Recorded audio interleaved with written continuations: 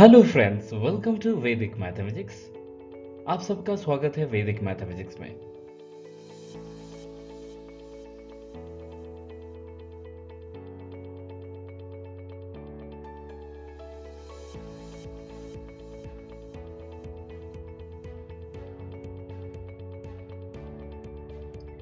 जो वैदिक मैथमेटिक्स है, ये एक बहुत पुराना सिस्टम ऑफ कैलकुलेशन है जिसको रीडिस्कवर कर दिया गया था वेदा से, जो कि 1911 से लेके 1918 के बीच में किया गया था, वो भी श्री भारती कृष्णा तीर्थाजी महाराज के द्वारा। अभी देखेंगे बेनिफिट्स ऑफ वैदिक मैथमेटिक्स। डियर फ्रेंड्स, ये हम लोगों को फास्ट कैलकुलेशन करने के लिए मदद करता है, ये मेंटल कैलकुलेशन करने के लिए मदद करता है और रफ वर्क को कम करने के लिए भी हेल्प करता है।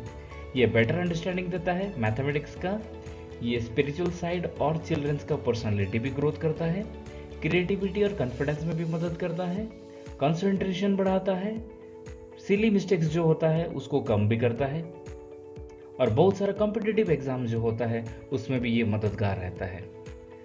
ऑब्वियसली ये सब चीज होगा तो मैथमेटिक्स तो इंटरेस्टिंग होगा ही होगा। अभी चलते हैं किस किस फील्ड पे वैदिक मैथमेटिक्स का यूज होगा। जैसे कि बैंकिंग फील्ड का जो कॉम्पिटिटिव एग्जामिनेशन होता है उसमें स्पीड कैलकुलेशन मैटर रखता है। जैसे कि पब्लिक सर्विस कमीशन हो, कॉमर्स का फील्ड हो, इंजीनियरिंग हो, मेडिकल, एस्ट्रोनॉमी, बिजनेस और अदर मैथमेटिक्स रिलेटेड फील्ड, ये सब चीज में फास्ट कैलकुलेशन जहां पे भी जरूरत पड़े वहां पे वैदिक मैथ्स बहुत ज्यादा हेल्प करता है। इसका जो फाउंडर है मिस्टर प्रकाश साहू।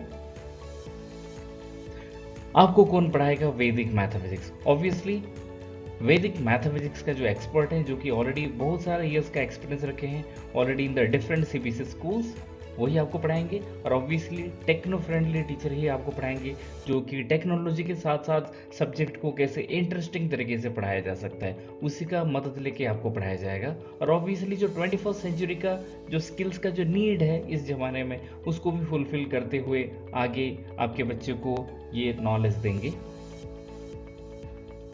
अभी देखेंगे कि पढ़ेंगे कैसे। ऑब्वियसली कोई भी चीज को पढ़ने से पहले हमको स्ट्रैटेजी अपनाना पड़ता है। तो सबसे पहला स्ट्रैटेजी है कंसेप्ट। ऑब्वियसली वैदिक मैथ्स का जितने भी रूल्स है, जितने भी फॉर्मूलीज है, सबको एक कंसेप्ट के थ्रू से आपको सबसे पहले बताया जाएगा।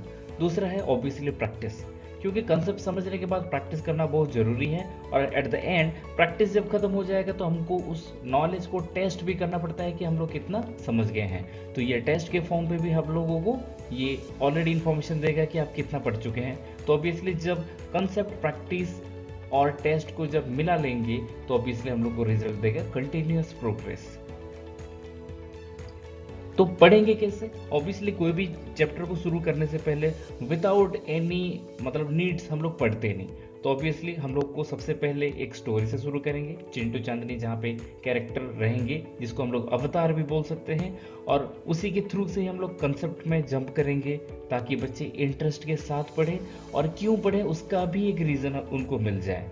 तो ऑब्वियसली सबसे पहले एक story time, warm up session, उसके बाद है कंसेप्ट, जो कि एक कंसेप्ट मैप के थ्रू से आपको बताया जाएगा। लास्ट में है प्रैक्टिस। प्रैक्टिस का क्वेश्चन दिया जाएगा इंस्टेंटली स्टूडेंट्स के सामने इसको सॉल्व किया जाएगा। और लास्ट में है टेस्ट। टेस्ट के लिए भी इंस्टेंटली वहां पे क्वेश्चन दिया जाएगा, उसका रिजल्ट भी मिलेगा, और डेफिनेटली ई टेस्ट भी होगा at the end of the chapter, क्योंकि ये सब जरूरी होता है कंटिन्यूअस प्रैक्टिस के लिए। तो हर एक लेशंस के लिए एक गूगल फॉर्म भी डेवलप कर दिया गया है, जिसके थ्रू से स्टूडेंट ई टेस्ट भी देके इंस्टेंटली उनका रिजल्ट भी मिल सकता है।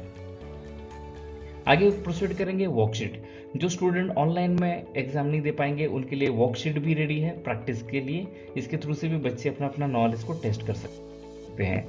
आगे है, जब भी जो ये कोर्स को कंप्लीट किया जाएगा उसके साथ साथ हम लोग भी स्टूडेंट्स को एक ई बुक दे रहे हैं जो कि कंसेप्ट मैप है।